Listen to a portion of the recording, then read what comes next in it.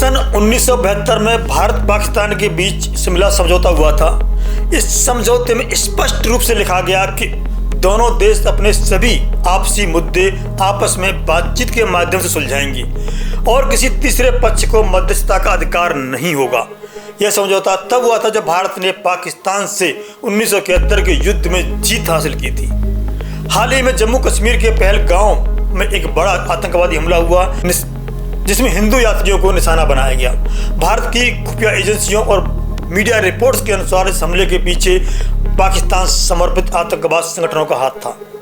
इसके बाद भारत ने इस हमले का जवाब देने के लिए एक सैन्य अभियान शुरू किया जिसे ऑपरेशन सिंदूर कहा गया। इस ऑपरेशन में भारत ने सीमा पार आतंकवादी ठिकानों को निशाना बनाया, टारगेट बनाया। भारत की ओर से यह स्पष्ट संदेश था कि आतंकवाद को बर्दाश्त नहीं किया जाएगा, हर हमले का जवाब दिया जाएगा। लेकिन जब ऑपरेशन सिंदूर आगे बढ़ ही रहा था कि तभी अमेरिका की ओर से एक बयान आता है जिसमें भारत और पाकिस्तान दोनों से संयम बरतने को कहा गया और एक तरह से अमेरिका ने खुद को एक तीसरे पक्ष के रूप में पेश कर दिया जो इस तनाव को कम करना चाहता है। अमेरिका के विदेश मंत्रालय ने सीज फायर की भी बात कही थी। इस बयान के बाद भारत की राजनीति में बहस तेज हो गई।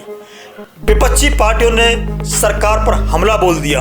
उनका कहना है कि जब भारत पाकिस्तान के बीच तीसरे पक्ष की कोई भूमिका नहीं हो सकती तो अमेरिका की दखलंदाजी क्यों हो रही है।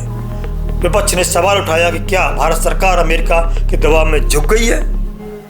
विपक्ष के कई नेताओं ने बड़ा तंज कहा।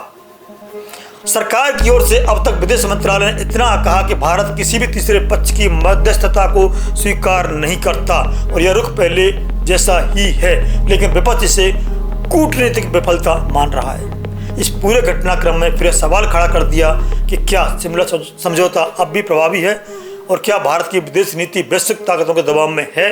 आप हमें कमेंट करके बनाएं और बने रहें द पिलर के साथ। जय हिंद, जय भारत।